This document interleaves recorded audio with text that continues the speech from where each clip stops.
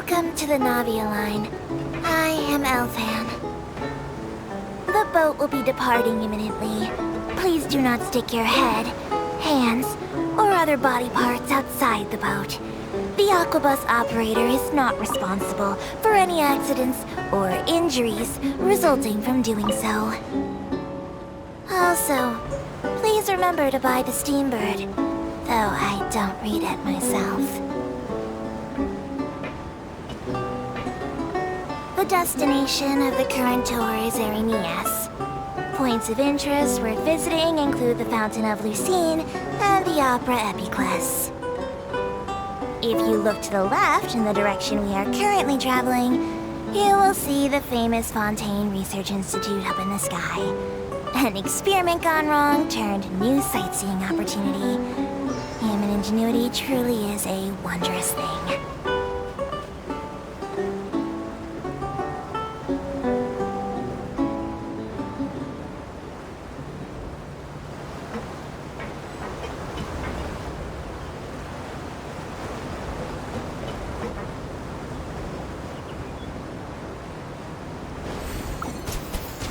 We are now approaching our final destination. Please be sure to bring all your personal belongings with you as you disembark. Even though I will take any forgotten items to the Lost and Found, the paperwork is rather annoying, as Melusine hands are not suitable for grasping pens. Please be careful when disembarking. It has been my honor to be your tour guide this trip. Thank you.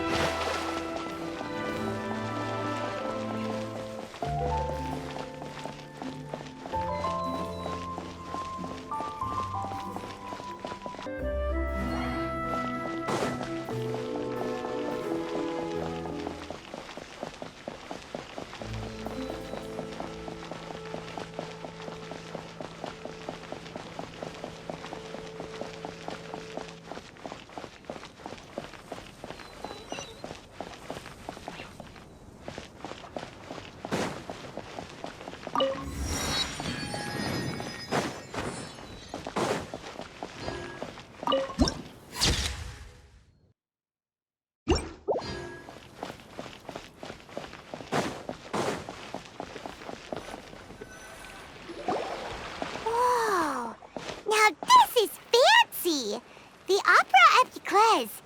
What a place to hold a performance. No wonder Linny and Lynette were looking forward to it. Huh. Looks like there's a lot of people standing around the fountain up ahead. Oh, Archon, please bless us with a bright and healthy child. We pray. I don't know why you always feel the need to ask so much. I'll be happy as long as our child is healthy and lives a peaceful life. I guess if they're our kid, then there's no doubt they'll turn out smart. is one of the customs in Fontaine. There sure are a lot of couples here. Vache.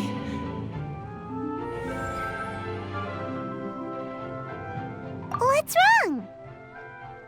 Vache. Vache. No, Paimon didn't say anything. Are you hearing things? Welcome to the Fountain of Lucine. All the water flowing through Fontaine converges here. It's customary for newlyweds to come here and wish for children. Lynette! You scared Paimon! When did you get here? Lenny asked me to wait here for you, remember? Right. What do you mean? There are a lot of people here right now. Hey, you're not trying to scare Paimon, are you? Besides, it's the middle of the day. It's not the time for eerie things. I see. I might be able to tell you something that could help explain the voice you heard. In fact, you might not be imagining things at all. I suspect that what you heard is a result of your hypersensitivity to the hydro element. Others in my family have had similar experiences. It's because of her sensitivity to the hydro element? But what would hearing a voice have to do with elemental power? When do you cry, Paimon? Wait, what? What does that have to do with anything? Just answer me. When do you cry?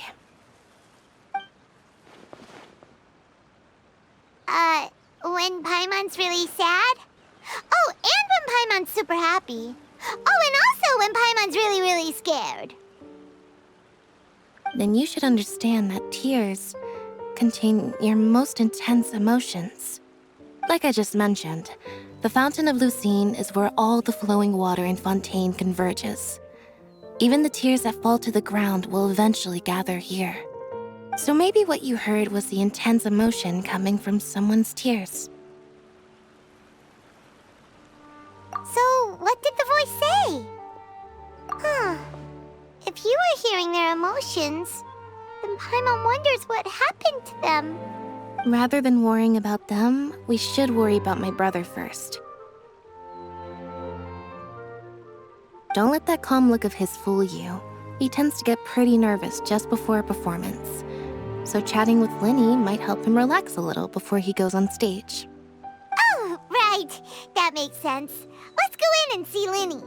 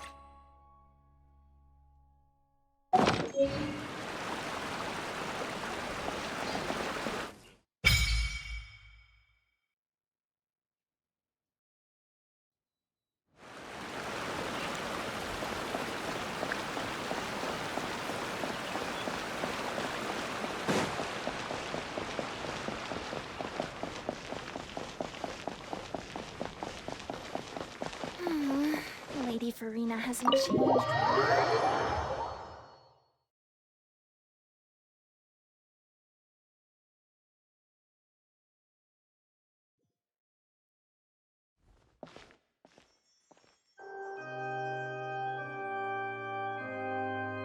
Traveler and Paimon, good to see you.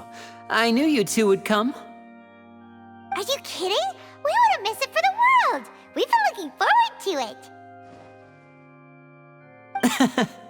I can tell, judging by how early you've arrived. But you're actually right on time. The audience still hasn't started entering the venue yet, which means now is the perfect chance for us to take you to the best seats in the house. Wait just a moment, I'll fetch the tickets.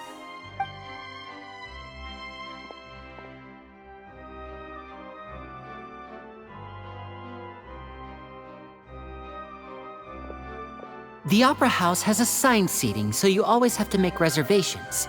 I've already reserved your seats, and here are your tickets. Ooh, front row seats! Thanks, Linny! Don't mention it. There's no need to keep thanking me. Hey, Lenny! Could you come over here and take a look at this? Oh, I'll be right there. Seems there's an issue with the stage props over there. That's Cal, my assistant, calling me. I'll go lend him a hand.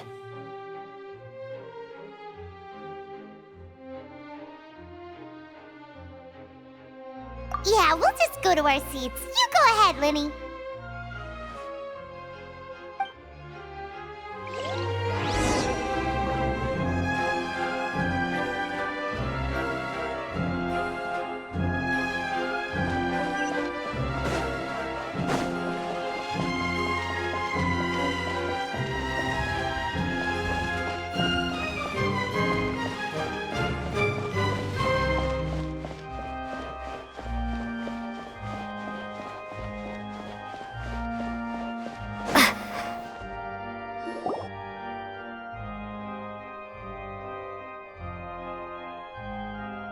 These should be our seats. Come on, let's sit down.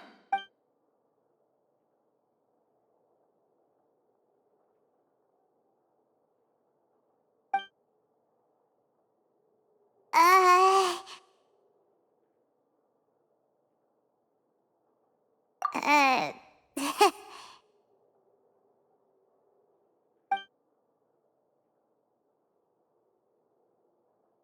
Hey, Traveler. Maybe we should strike up a conversation with the person next to us. Since we're sitting together and the rest of the place is practically empty still, it's kinda awkward if we don't say anything. Oh, you little... Of course you put this on Paimon. Excuse me, I did not realize you felt awkward. I am terribly sorry. I would be perfectly happy to chat with you if that is what you would like. So you heard all of that, did ya? Boy, you sure have good ears. Paimon thought she was keeping her voice down. Wait, that's not it. Sorry. Paimon's the one who was being rude, talking under her breath like that. So let's talk, but, what should we talk about? Oh, Paimon's got it. You're also here early and sitting in the front. Are you a friend of Linny's too? A friend, you say? Well, if Mr. Linny would like to be my friend, I would be more than happy to reciprocate. Oh, so you're not friends with Linny then? Oh, this is getting more awkward by the second. Paimon nearly forgot to make her introduction. Nice to meet you. Paimon is Paimon, and this is the Traveler. We just arrived in Fontaine. It is an honor to meet you two. I have heard of your deeds across Tevat. And as required by proper etiquette, I will also introduce myself. I am... Oh, Monsieur Nervillet! What an honor it is to have you here to see my show! Ah, Mr. Linny. I should say it is in fact an honor for me to see your performance in person. Wait, Nervillet? Could he be... I saw you all chatting just now, but it seems you still don't know who Monsieur Nervillet is. Allow me to introduce you to Fontaine's Chief Justice. That seat is always reserved for him. It wouldn't be too much to say that he's the symbol of justice and honesty here in Fontaine. Whoa! Sorry for being so rude just now. Paimon had no idea you were such an important person. No offense taken. Being Chief Justice is merely what I do for work. Nearly every person has their usual reserved seat, so I'm not so special, really. And by the way, I should probably let you know, even though I would prefer not to. There's someone sitting up there in the VIP seats that has been striking a pose for quite a while now. I believe she is trying to give you a most elegant and impressive first impression. So I think you should take notice of her sooner rather than later, otherwise she may become flustered.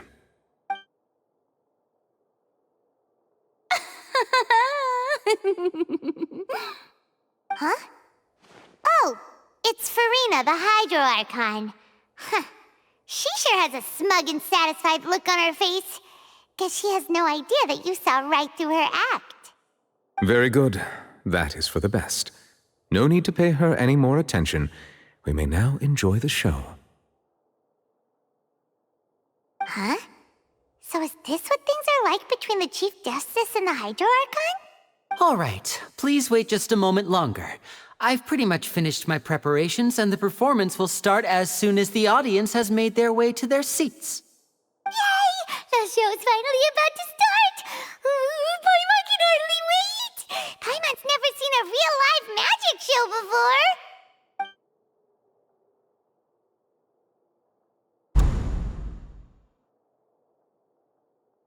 Oh! They're dimming the lights! The show must be starting!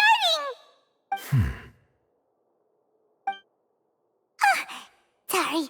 Paimon will try to stay quiet. Welcome, one and all, to the Opera Epiclese. I am the star of today's show, Linny. And over here is my sister, Lynette, who will be working as my wonderful assistant. Please, let's give her a warm welcome. Hello, everyone. I know she may seem to be a little sleepy right now, but that's just a sign that she's nervous. Whatever. Now, some of you may be thinking, two vision holders who can freely manipulate elemental powers performing magic is not true magic at all. So, I would like to take a moment to assure you that elemental powers will have nothing to do with what you will witness on the stage today.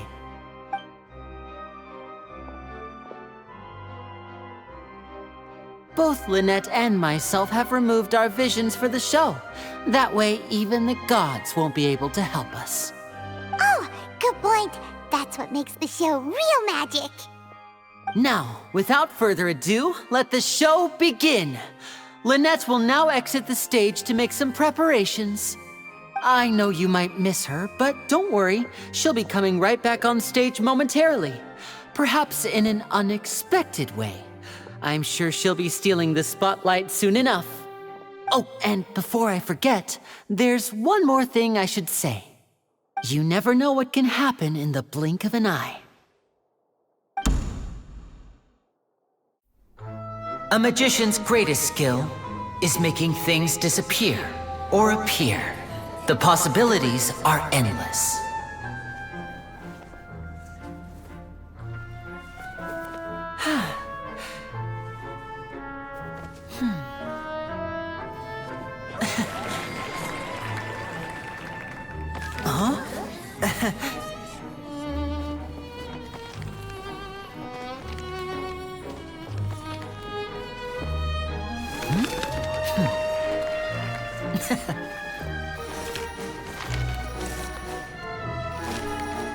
But this isn't what you came for. These little tricks, you've seen them all before.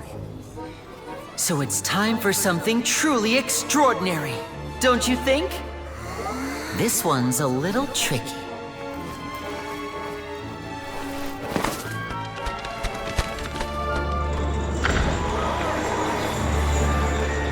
Using this water tank, I shall make my sister vanish completely, right before your very eyes.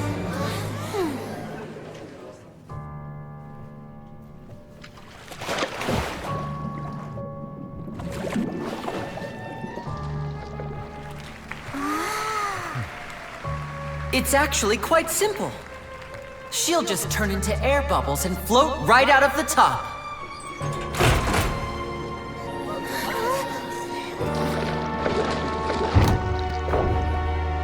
Oh no! I told them to check all the props carefully. With the lid on, even air can't escape. An amateur magician would be getting very nervous right around now. Luckily, it's me on stage, so let me show you what a true virtuoso can do.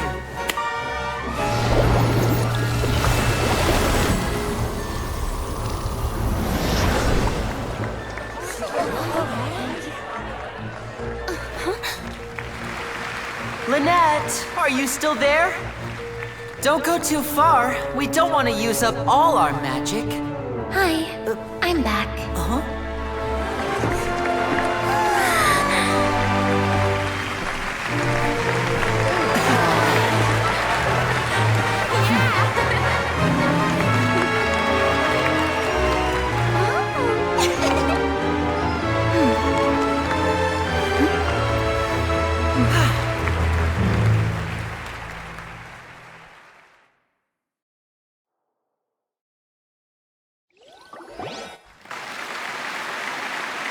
Whoa!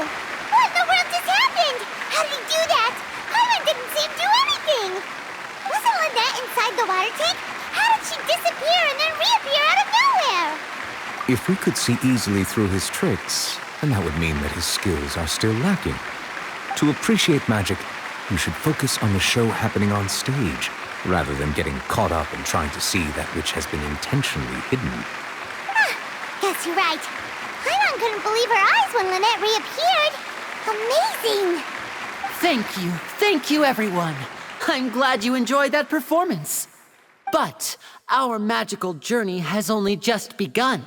I've prepared even more astonishing surprises for everyone here. The magic of transformation and disappearance can go far beyond what you've just seen.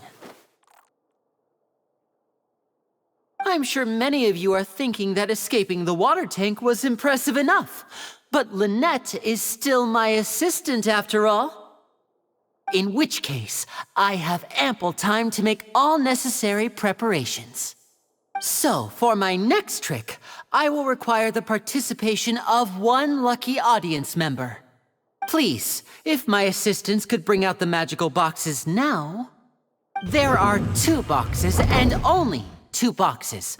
One is here, and one is there in the aisle among the audience. I'm sure many of our clever audience members have already guessed our next magic trick. A swap! Our lucky audience member and I will each enter a magic box. After 1 minute, we will each emerge from the opposite box. Now please, everyone pay very close attention to the box you see here. Don't give me any chance to make a move. Wow! How's he gonna do this? Hey, do you think this is all magic tricks, or does Lenny have actual superpowers? The lucky audience member will be generated by this random number selector. It selects numbers entirely at random. Even I don't know who will be chosen to participate. Now then, let's begin. Let me see. Oh, row 7, seat 3. Congratulations! You now have the chance to experience magic firsthand for an entire minute. Please, come forward. My assistant will take you beside the magic box. I'm sorry, it might be a little cramped inside, but no need to feel nervous. We've carefully arranged everything for you to be as comfortable as possible. You don't need to do anything, but no matter what strange things may happen, don't come out of the box. If the magic is interrupted, who knows where you might end up? You might even find yourself in the Fortress of Meropide. Oh, okay. All right. Before I enter the magic box, there is one more thing I need to ask the audience to do. Could you all give me a countdown? Like this. 60, 59, 58. Just keep counting down. You can go a little faster or slower if you like. I won't be able to see anything in the pitch black box, so I'll be relying on your voices to know when time is up. Oh, and no tricks now. If you quickly count from 60 in just 30 seconds, then I'll be in a tough spot. Ooh! Paimon kinda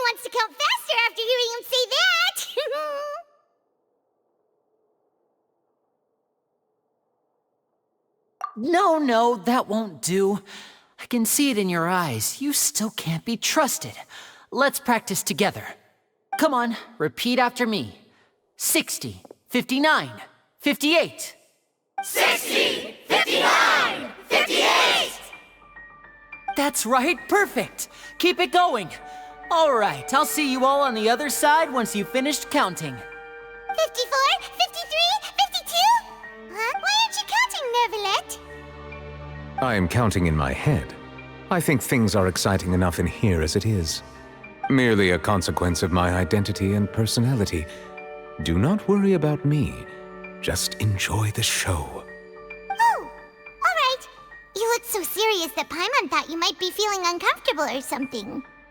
40, 39, 38! Mr. Linney, are you all right in there? Is everything ready? Yes, I'm fine. I'm just double-checking the direction of the magic. It would be a disaster if we get sent to the wrong places. For example, mid-air right above the audience. Even though he's saying that, Lenny doesn't seem nervous at all.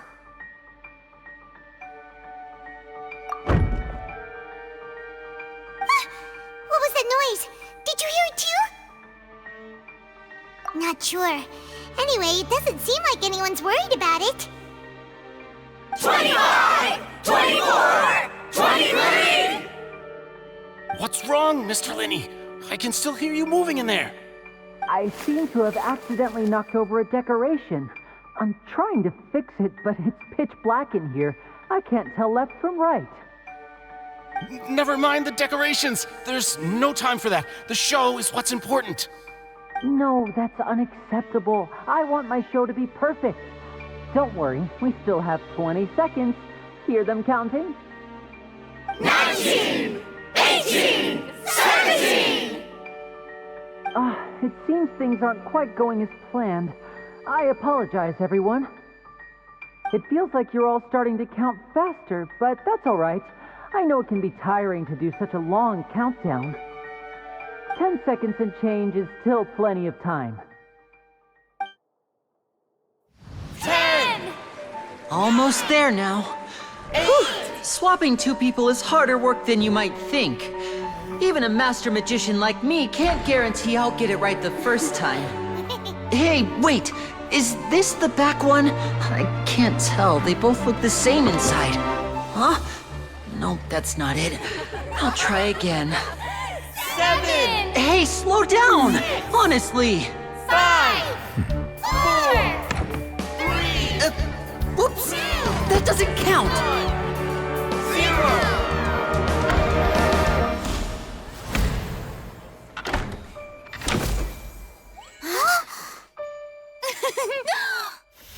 Ta-da! What happened?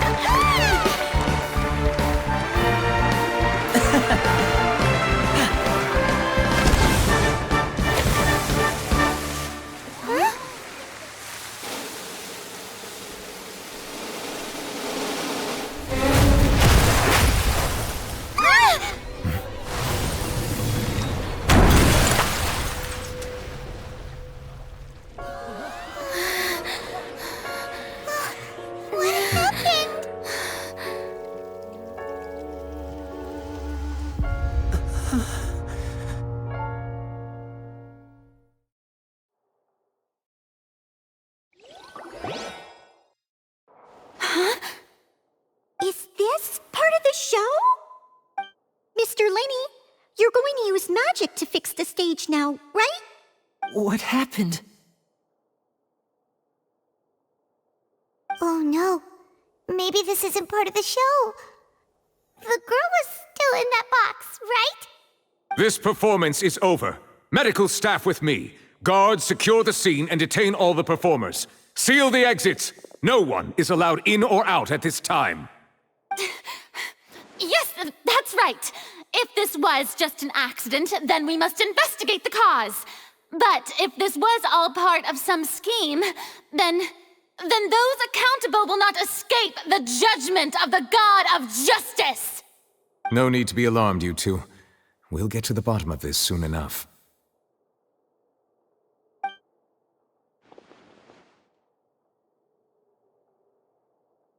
Unfortunately, the person who is in the magic box has been pronounced dead.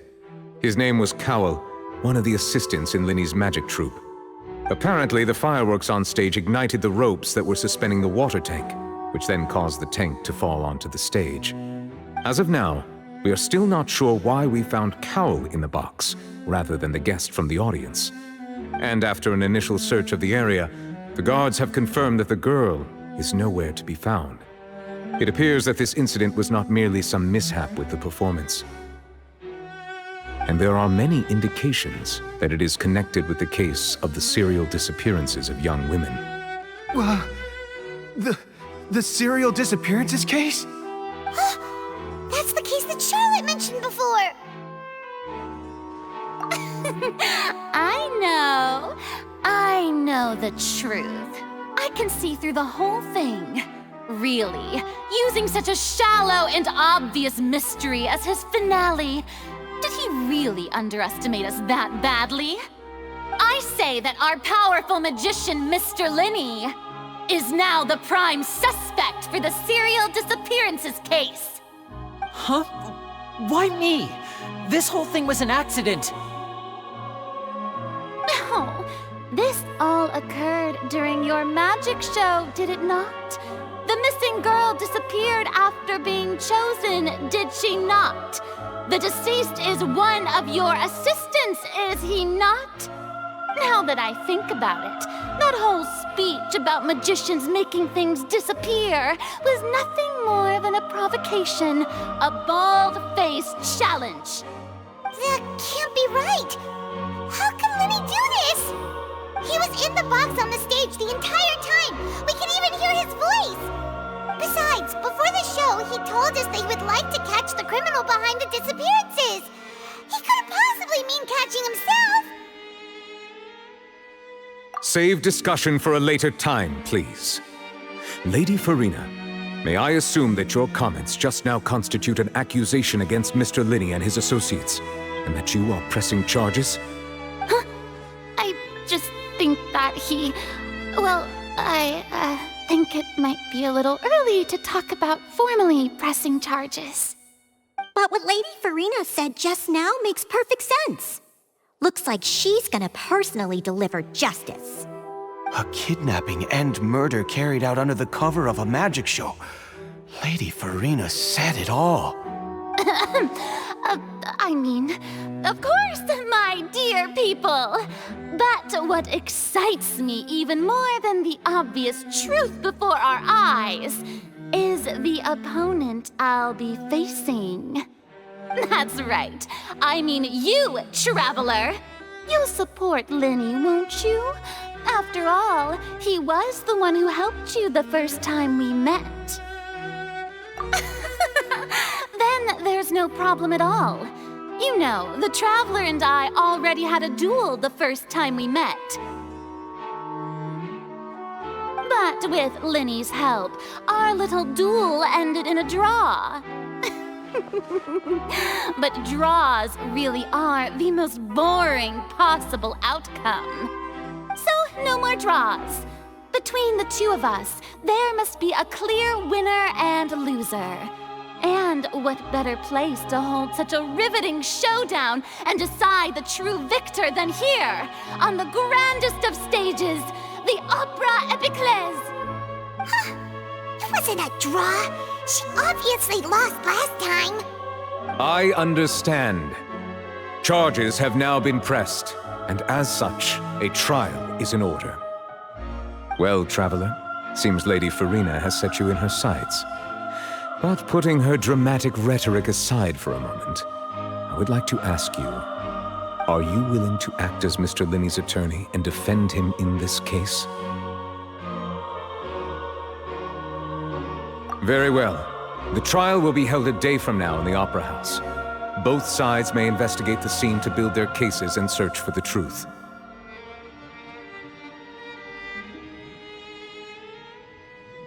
Linney and his troupe are all potential suspects and shall remain within the Opera House. The audience may begin to leave in an orderly fashion once they have been cleared by the guards. A day isn't that long. Let's see what kind of case this big shot outlander can build in such a short amount of time. I'm really quite looking forward to hearing it.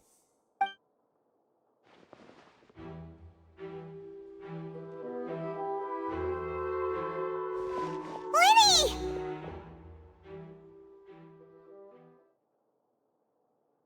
Sorry about everything that happened just now. Were you frightened? Of course!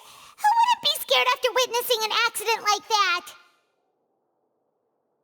Yeah, I'm a little shaken up myself. How could this happen? And poor Cal. I know you already claimed that you would defend me, but now it's just us talking. Tell me, do you think I could possibly be the murderer? Good to hear. Thank you so much for trusting me. I'm sure everyone sees me as the biggest suspect at this point. But if you ask me, the whole thing is mysteries layered upon mysteries, such that all that's left is confusion. I don't know whether what happened there on the stage was purely an accident or not, and I don't know why poor Cal was in the box. As for how that girl chosen from the audience could suddenly disappear, I'm afraid I don't have any answers either. If someone tampered with my performance, then we need to figure out what they did. Even a skilled and knowledgeable magician like myself couldn't pull all that off in just 1 minute. Which is precisely why we need to investigate! As this book says, the impossible could not have happened. Whatever happened must have been that which is possible.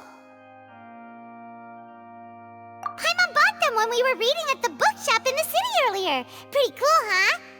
Don't worry, Paimon used her own savings to buy them. It wasn't from our travel funds. I think they look cute on you, Paimon. You have good taste, Lynette! That's the right attitude. Feeling depressed isn't going to help me now. I need to get back to my normal self. But with the guards watching our every move, it's going to be especially difficult for Lynette and I to prove our own innocence. Good thing you agreed to be our attorneys. Thanks for that. We'll be counting on you. Yes, thank you so much. Yeah, just leave it to us. Oh, since we're going to start investigating, Paimon has a question first. Where did Lynette go during the performance? Ah, well, I'm afraid that would involve some of our essential trade secrets as magicians. The secrets behind our magic are past saving, Linny. I suppose you're right. The truth behind our tricks is going to be important evidence that will be weighted during the trial. 'Tis truly a pity. As a magician, our magic show is a work of art. We've poured countless hours and spared no effort in perfecting it. But if revealing our secrets will help you uncover the truth behind what happened, then it will be well worth it. We should go somewhere else if we're going to discuss our magic tricks. We'll go speak with the guards, and in the meantime, you can go investigate the stage and the seating areas. Alright, let's go have a look while the investigation teams are still here. Detective Paimon is on the case!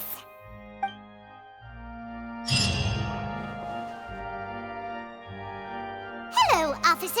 How's the investigation going? I see. You must be the traveler that Lady Farina mentioned. Listen, I'll be perfectly honest with you. I'd avoid getting mixed up in this whirlpool of a mess if I were you. Huh? What do you mean? Come with me and you'll see. The deceased is one of Linny's assistants named Cal. Even though he hadn't joined the troupe long, he was hardworking and everyone generally liked him.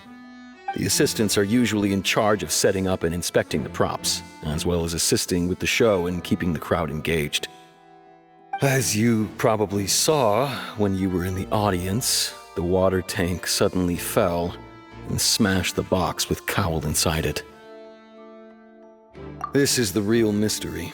We've already searched the scene and were unable to find any traces of the girl.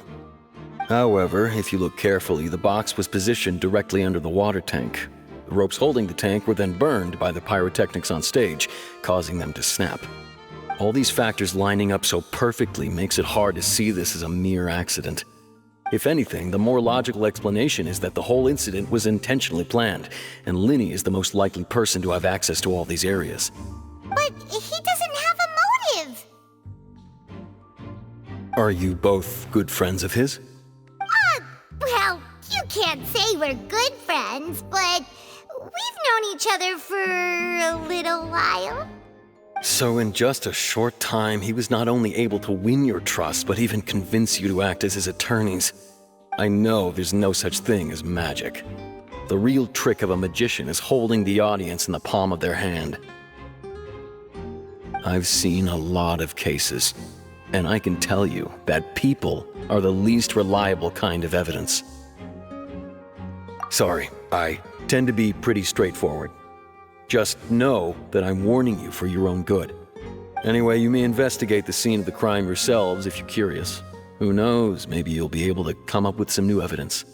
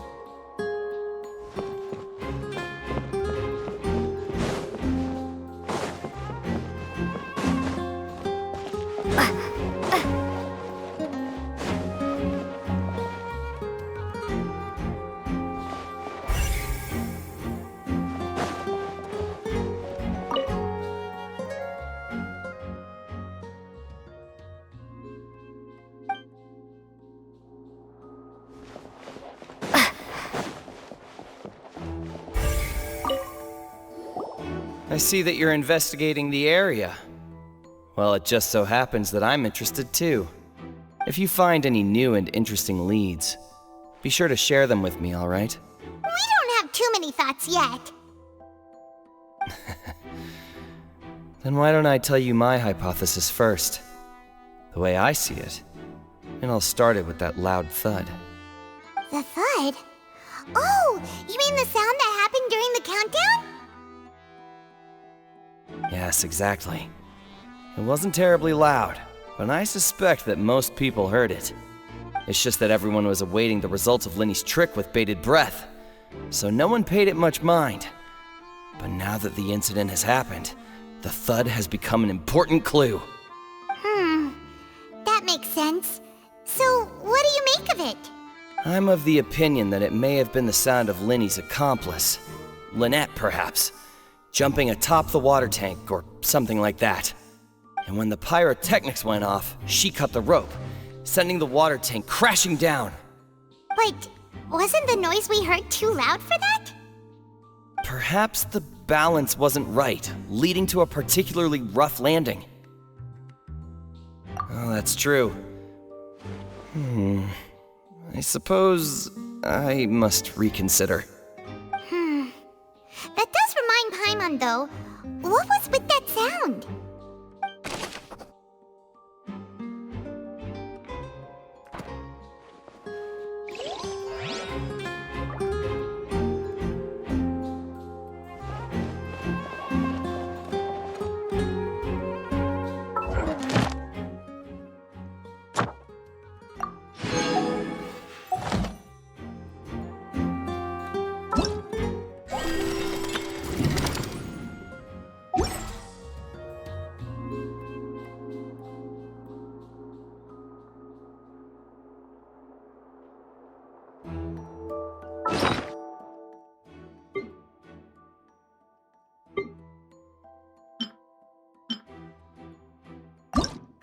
whoever the murderer was, they must have made preparations well beforehand.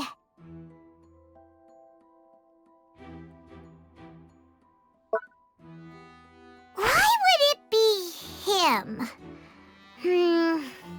How strange. We all heard that noise, didn't we?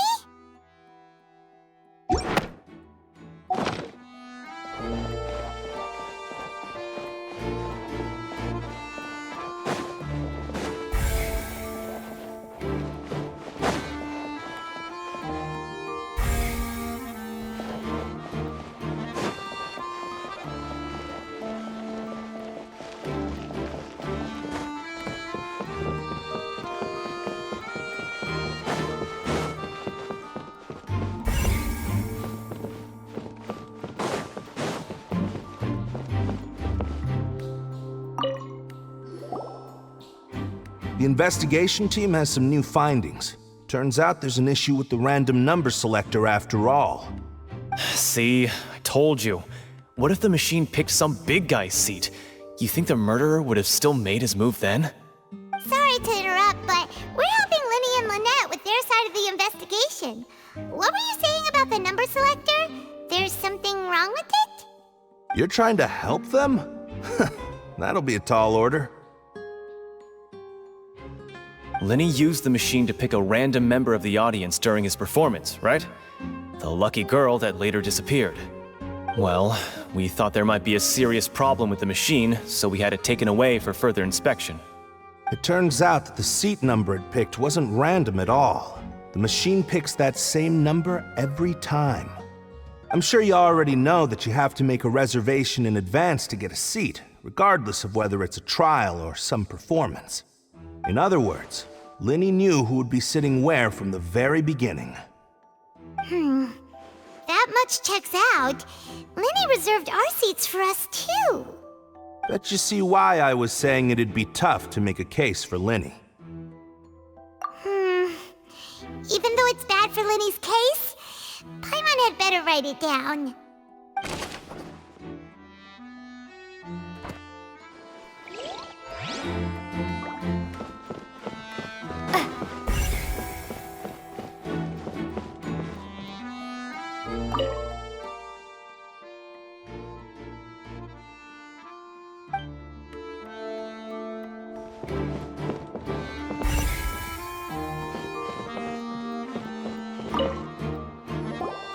So this is the rope that broke and caused the water tank to fall.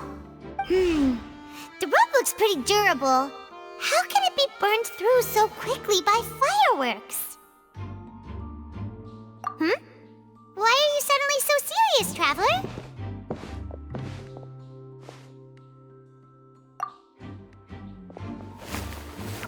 Whoa! Look! This bit is made from different material! Most of it was burned away, but there's still a little bit of it left. So if a rope meant to hold something was made with that kind of material in it, then that means... Wait! Paimon should write all this down! Let's take notes!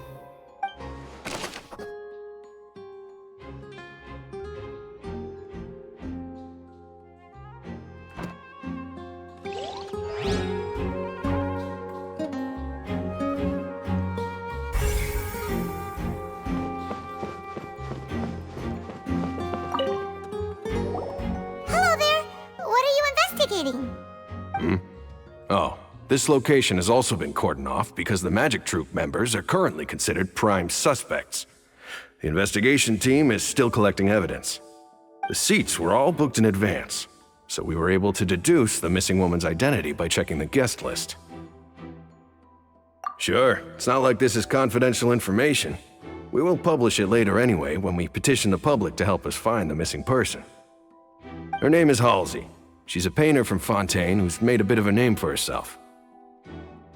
Apparently, she wasn't a regular at the Opera House, but she'd been feeling some pressure with her work lately, which made her decide to come see the magic show.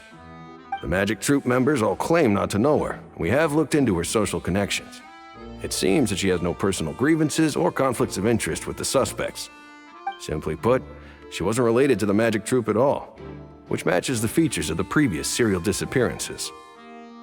Were the victims of previous cases also chosen at random?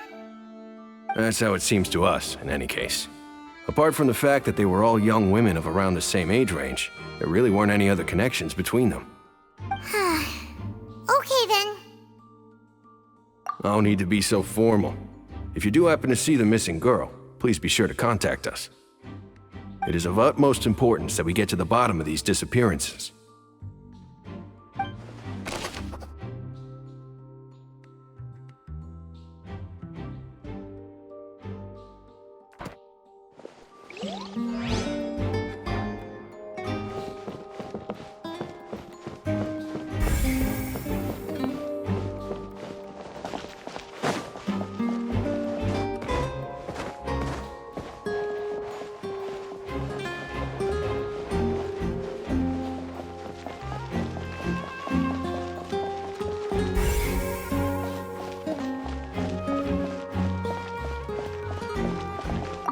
Lenny's still talking to the guards.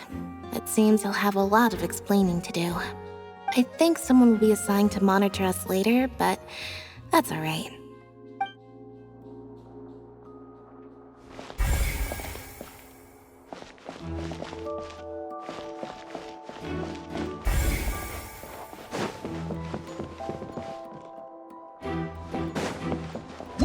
Why would it be here? Gosh, whoever the people this broke.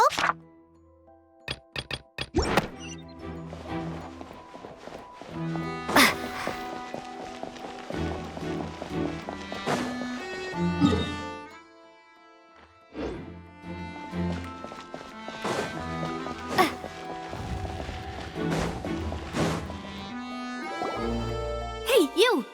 Yes, both of you! Over here! I've been keeping an eye on you for a while now. Huh? You mean us? That's right. If I'm not mistaken, you're also among those who wish to cut down the thorns and pursue the truth. No?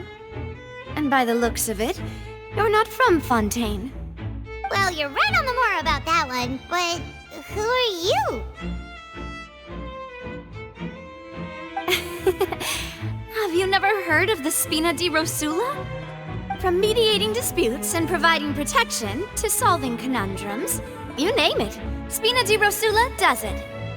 And I, Navia, have the honor of being its renowned president. Though those who play by our rules call me boss. I'm Silver, her attendant. Pleased to meet you. And I'm Melus. Demoiselle's various daily needs and affairs are under my purview. Huh? Boss? Demoiselle? What gives with the names? Well, I am the second generation president. Melus and the others are still used to my previous title. My apologies, Demoiselle. Should you prefer, boss, I will endeavor to use that instead. No need. You don't have to call me boss. Just Navia is fine. Okay, if you say so. Not that we're members of Spina di Rosula anyway. All merely trifling details. Never mind. Now, back to the situation at hand. That's right. I've always kept an eye on the serial disappearance cases. My interest stems from a matter back from my father's time. Judging from the look of things, I find Linny an unlikely mastermind. Really? We think so too! That's why we're looking for clues now. But how did you come to that conclusion? Intuition, naturally. My unparalleled intuition. Farina sure was quick to point the finger at Linny without any decisive evidence whatsoever, wasn't she? But that's not uncommon for her. If you remember, the Justice had to interrupt her and ask if she was pressing charges just to keep her from getting carried away. Anyway, a trial begins the moment someone levels charges. And, of course, there was no way Farina was going to back down in that situation. Sounds more like you just don't trust the Hydro Archon. Well, What's your opinion? I must admit that she can be interesting at times, but liking her doesn't mean that I'll blindly agree with her. All right, I've answered your question. Now, it's time you answer mine. Wait a minute! Did that answer count? Well, I say it does. But don't worry, you won't hear any pointless questions from me. In your opinion, do you think it's right to treat a trial like it's an opera? Well? And why would that be?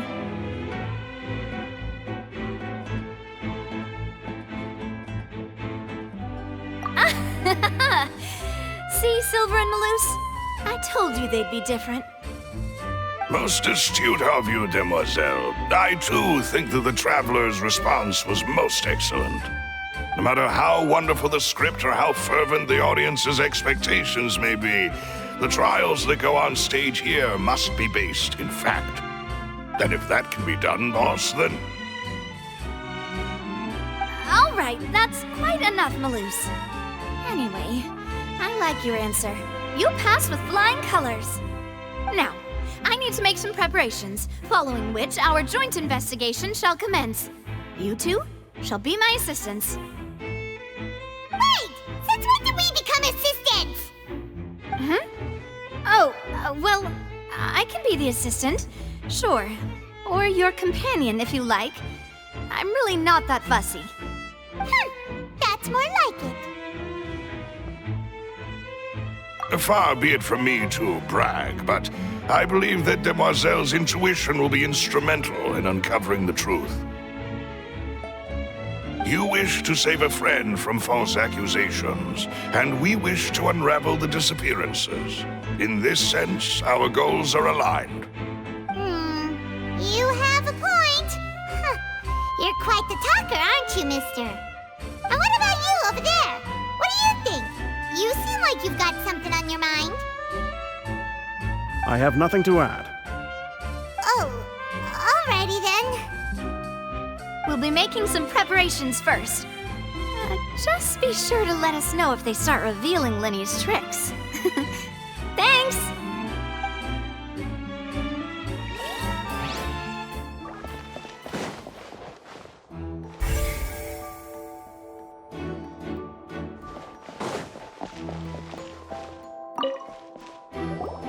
Sorry, but no one can freely enter or exit the Opera House at the moment. If you wish to leave, you must register your identity with us first. No, we're not leaving. We're representing Linny and Lynette as attorneys, so we're investigating the case. Were you always guarding this entrance? Yes, after the Chief Justice gave the order, everyone coming in or out must undergo a strict inspection. So, the missing girl couldn't have left from here, at least not from that point on. I doubt there was much opportunity then, either. How can you be so sure, Well, because I was in charge of security near the entrance at that time. I couldn't see Linny's performance from here, which was quite a shame. Just my luck. But still, I did not abandon my post, and I stayed put no matter how loud the applause was. If someone had so much as even approached the door, I would have noticed it, let alone if they had tried to leave. We Melusines are good at that sort of thing, you know. So, it's safe to say the girl couldn't have left through here. Alright, thank you for your help. This'll be useful info.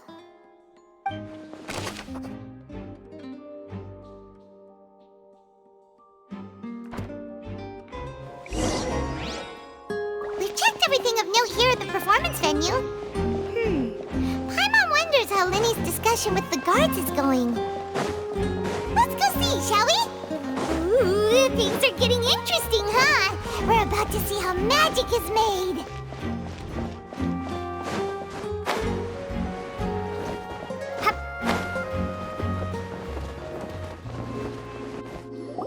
Understood. Then I will be going with you. Just so you're aware, I will be monitoring your actions and making notes as necessary. Very good. Thanks for being so agreeable. I'd pull a rose out of my hat as a gift for you if I could. You may spare the pleasantries. I'm just doing my job. You've arrived. Who's this? Me? I'm Spina di Rosula's guardian angel. If you've got a problem, I've got the firepower. Sorry, I got a little carried away there. Call me Navia.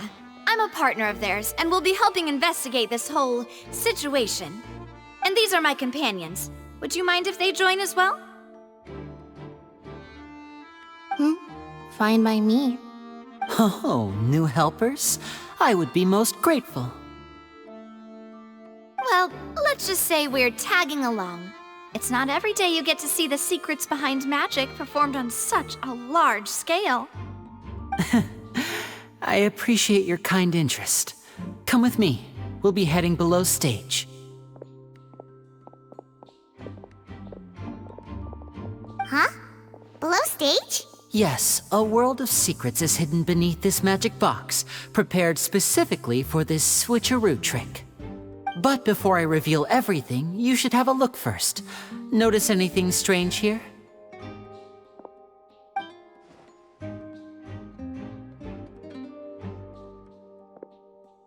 I'm not trying to be dramatic. Remembering the details of a trick will help you understand the methods used to perform it more easily.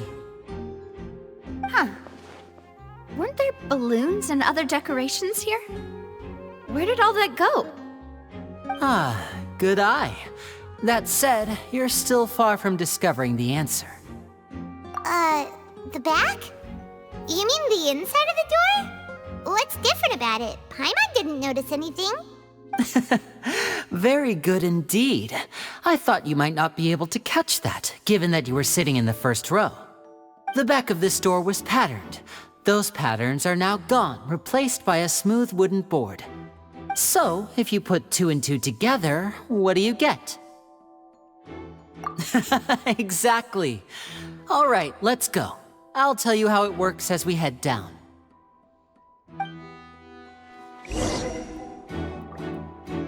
Oh, so there was a passageway under the magic box!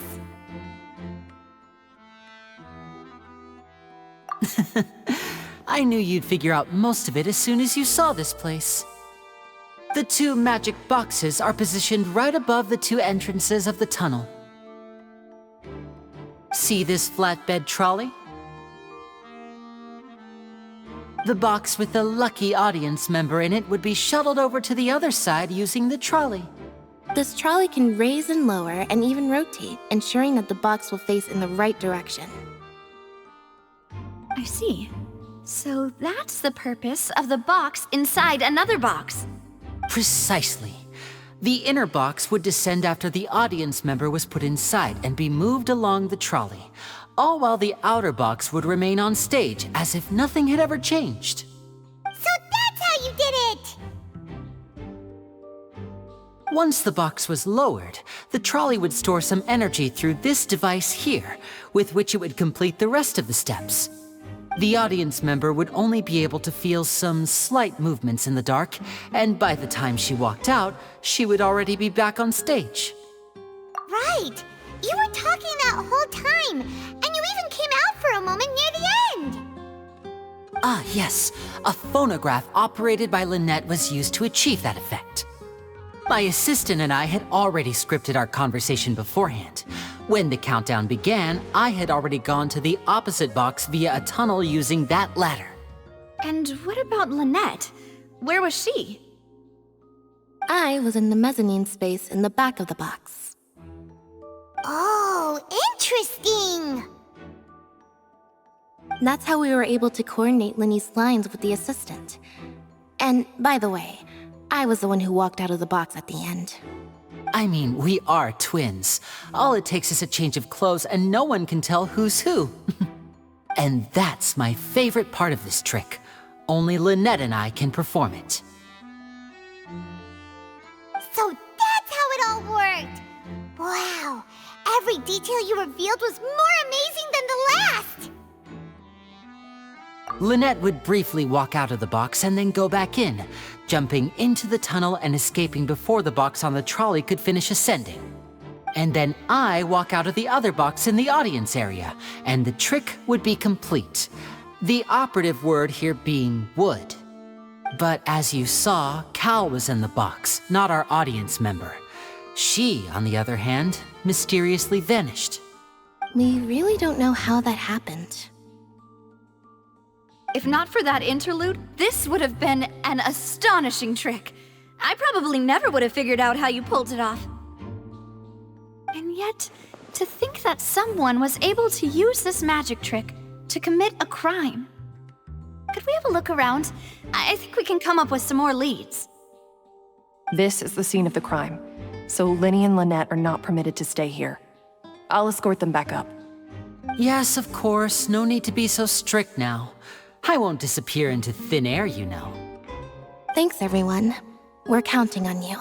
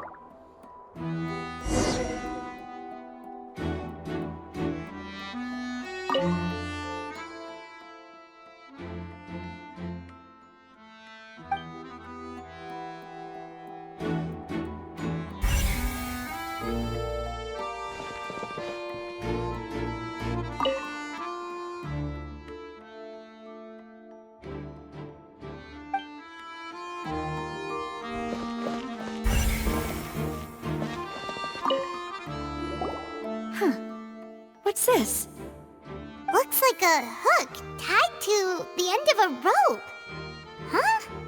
There's all kinds of odds and ends here. Perhaps it was a prop for a different trick. But why would it have been left here? Whatever it is, let's make a note of it first.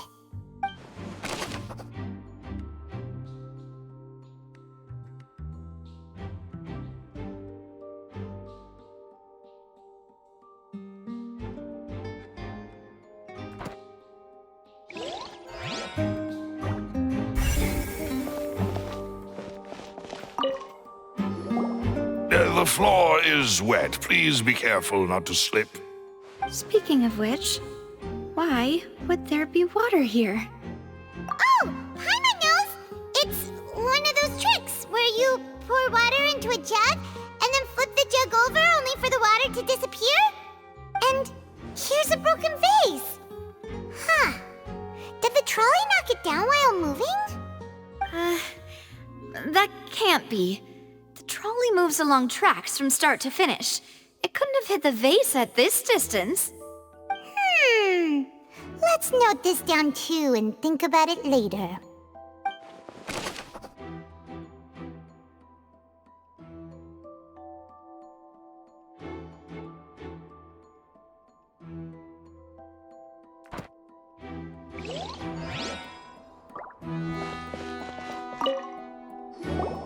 Oh, these are the clothes that the lady chosen from the audience was wearing, right?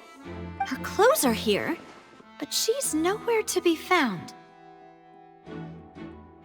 Right! And do you really need to do that if you're kidnapping them? Ugh, this is so confusing. Paimon doesn't want to be a detective anymore.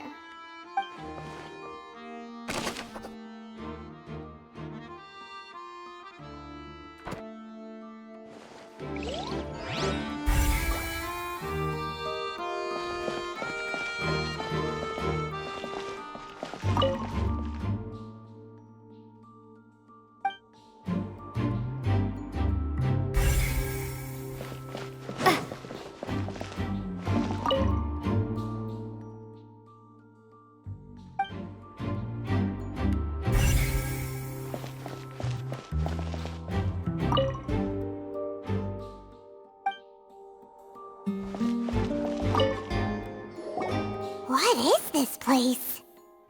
It seems someone could fit through here. Huh. Could this have been the suspect's escape route? Alone, perhaps. But if they had to pull another person with them, this space would be too narrow. But there are no other ways in or out of here. Oh, you're right! Let Paimon write that down.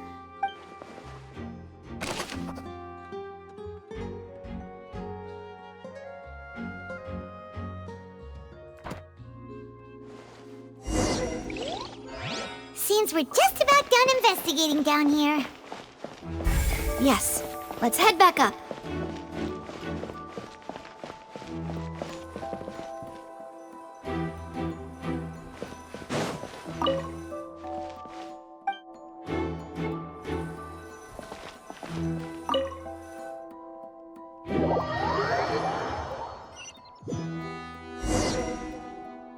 Well, we've ascertained the state of the crime scene.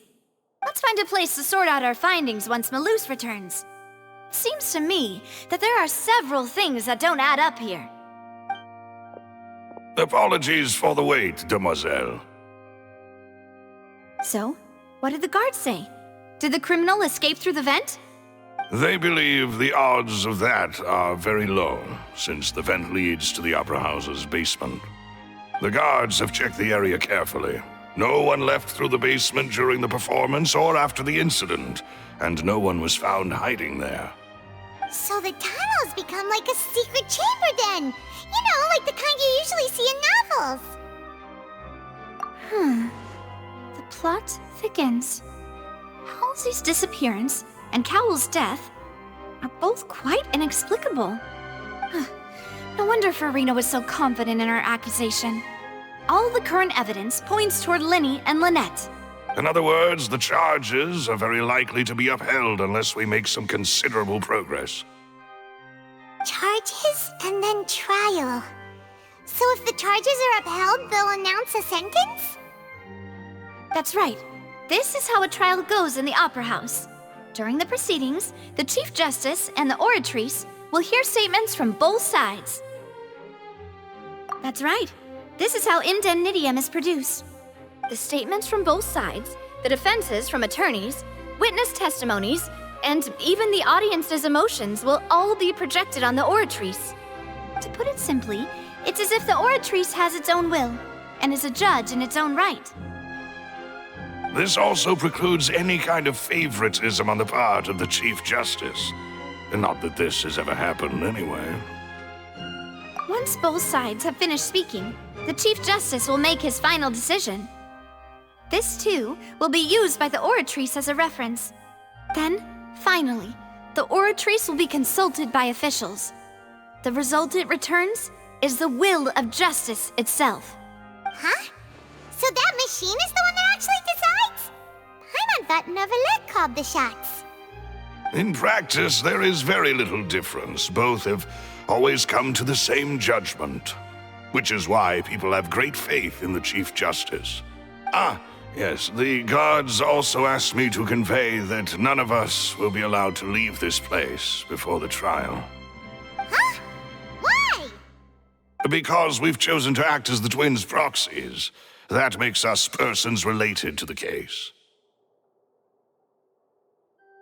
They're concerned that we might be colluding with outside parties, or that we might find outside help to disrupt the case. And even if that were not so, it could prove problematic if we happen to spread key information about the case ahead of time. I'm ready to break out at any time. Whoa! There's no need for that! Paimon thinks they have a point. That said, are they providing food? Of course. I just hope you don't mind the lack of options. I'm afraid that catering to all tastes is not in the cards, nor is any guarantee of balanced nutrition. In that case, let's just sort out our findings together here. Pity. I was hoping to take you to try some of Fontaine's famous desserts, too. I mean, what better way to properly think through our findings than over some tea and sweets? Huh. Breaking out suddenly doesn't seem like such a bad idea after all. Just kidding! Paimon will still do her best, even if there are no snacks. What do you mean, no snacks? Of course we'll have snacks. If we cannot buy some, then we'll simply make some. Huh? Here? But how? Understood, Demoiselle. Everyone, please come with me.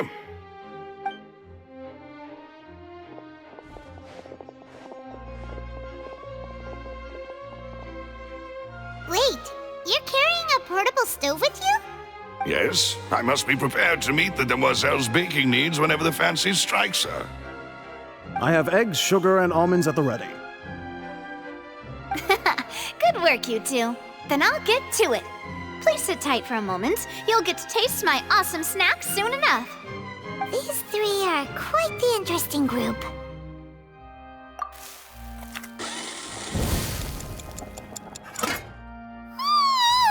And Paimon thought it smelled good while it was still in the oven. Oh, it's even better now. Paimon can't stop drooling. From the way you had these two guys carrying all that stuff around, Paimon thought you'd have them do more during the baking process. But you ended up doing the entire thing by yourself. Beating the egg whites, grinding almonds, everything. I was applauding. And I was giving encouraging smiles. Paimon was just thinking, aren't you worried about getting your fancy dress dirty beating egg whites and baking like this? Well, I don't think it's carved in stone anywhere that fancy ladies can only read books, sip tea, ride horses, and play the piano. I just really enjoy making snacks. Don't underestimate beating egg whites, by the way. It's a real arm workout. You also need to beat them to just the right consistency, or your macarons will crack. Anyway, give these a try, fresh out of the oven. There's 3 for each of us. Only 3? Well, eating too many sweet treats might send all that sugar to your head. You wouldn't be able to think clearly about the case on a sugar rush, would you? Tea is ready to be served as well. This is Demoiselle's favorite, strong black tea with a floral fragrance that clears the mind and lifts the spirit. No need for concern. I'm merely doing as I should.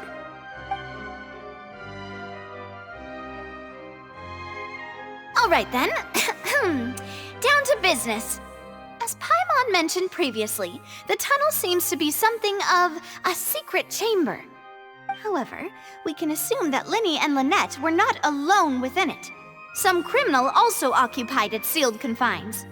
The magician twins could have committed the crimes, of course, but they lack any logical motive. Exactly! Why would they do such a thing right when everyone was watching?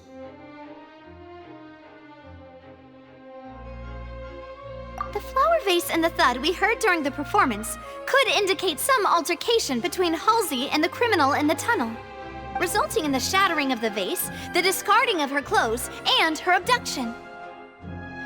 Perhaps the criminal thought that since she was chosen from the crowd, she would be too easy to identify if she was still wearing the same clothes. Paimon thinks that makes sense, but the real trouble is... True. None of the clues we found thus far support the existence of this third person. But the only people left to consider are both technically victims, whether it's the missing girl, Halsey, or poor Cowl. Huh. Could Halsey have secretly made modifications to the magic props in order to murder Cowl before making her escape? That's right. And even if she had tampered with the setup, she would need to understand the entire trick to pull it off. Nor does she have any motive. The guards said that she has never had any dealings with the Magic Troop's members. Were we not thorough enough in our search? From the sound of things, this is turning into an impossible case. Your macarons are amazing, though, Navia. They smell great! They're nice and crisp and super sweet. They are my specialty, after all. And I see you've already had 5 of them. What? 5? Oh, that can't be right. Paimon only counted 3, honest. Please don't worry about it. At my age, a few less sweets might actually be a good thing. No, nothing, but Paimon knows how to count. Besides, Paimon knows that if she ate too many, then others wouldn't have enough. Wait, even you don't believe Paimon? How could you? If Paimon ate those 2 extra macarons, then may they turn into stone in her stomach! All right, we get it. Well, I suppose one of us might have gotten too engrossed in our chat and eaten them by mistake. No big deal. Maloose, set up the stove again if you would. Huh? What are you doing? Making sure everyone gets 3 macarons, of course. Exactly. We don't want to trouble you. As you wish, demoiselle. And I have the egg, sugar, and almonds. Well, this really is your hobby, huh?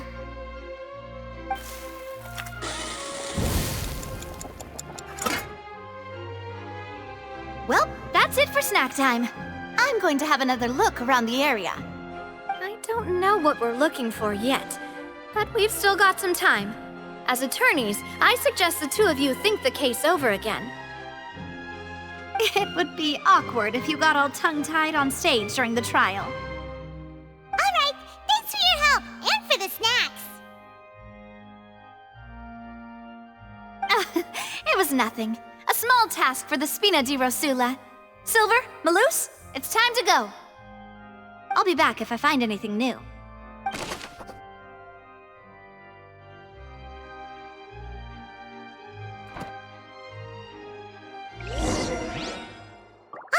It's time to put our heads together. We've got to get our defense ready for the trial. Oh, it's probably gonna be a long and difficult case. There's no point in worrying about that now. We just need to prepare. Here, take Paimon's notes. They should help you review the situation.